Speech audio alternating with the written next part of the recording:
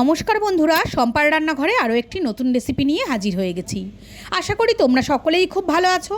আজকে তোমাদের সাথে শেয়ার করতে চলেছি ফুলকপি দিয়ে হাঁসের ডিম। শীতকালেই কিন্তু এই হাঁসের ডিম খেতে বেশি ভালো লাগে। আর তোমরা নিশ্চয়ই অনেকেই বাড়িতে এই ফুলকপি দিয়ে হাঁসের ডিম বানিয়েছো। আমি কিভাবে বানালাম সেটাই আজকে তোমাদের সাথে শেয়ার করছি।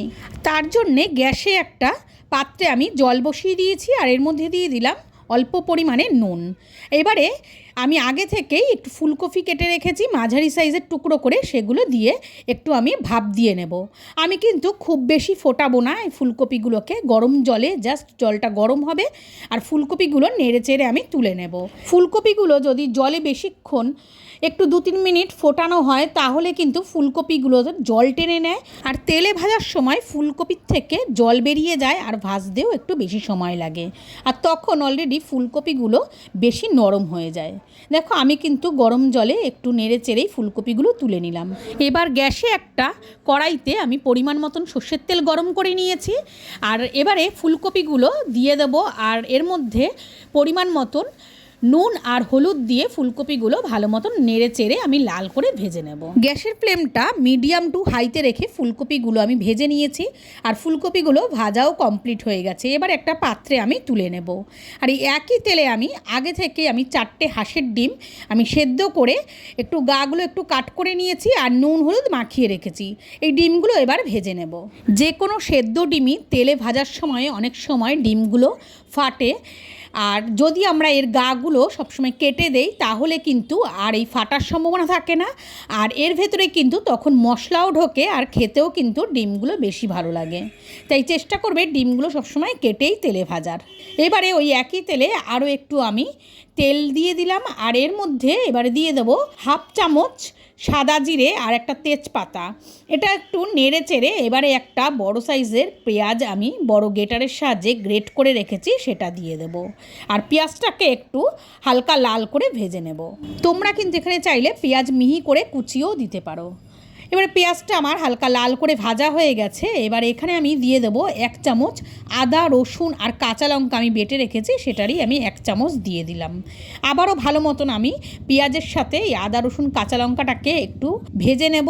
আর এবারে এর মধ্যে দিয়ে দেবো 1/2 চামচ হলুদ গুঁড়ো, আর 1 চামচ জিরে গুঁড়ো, আর 1/2 চামচ কাশ্মীরি লঙ্কার গুঁড়ো, 1/2 চামচ ধনে গুঁড়ো, আর দিয়ে দেবো স্বাদ মতো নুন। আবারও ভালো মতন মশলাটাকে মিশিয়ে নিয়ে একটু কষিয়ে নেব 2 মিনিট, আর এর মধ্যে দিয়ে দেবো অল্প পরিমাণে জলটা দিয়েও আবার ভালো মতন কষাবো। আর এই সময় গ্যাসের ফ্লেমটা লো টু মিডিয়ামে রেখেই কিন্তু মশলাটাকে ভালো মতন কষিয়ে নেব। একটা ছোট সাইজের টমেটো আমি পিউরি করে রেখেছি, সেটা মশলার মধ্যে দিয়ে আবারও মশলাটাকে ভালো মতন কষিয়ে নেব। আর মশলার গা থেকে যখন তেল বেরোতে শুরু করবে তখন এর মধ্যে ভেজে রাখা ফুলকপি আর ডিমটাকে দিয়ে দেব। ফুলকপি আর ডিমটাকে দিয়ে আবারও একটু আমি কষিয়ে নেব। আর তোমরা চাইলে এখানে কিন্তু আলু দিতে পারো, আমি এর মধ্যে কোনো আলু দিলাম না, তোমরা চাইলে দিয়ে নিতে পারো।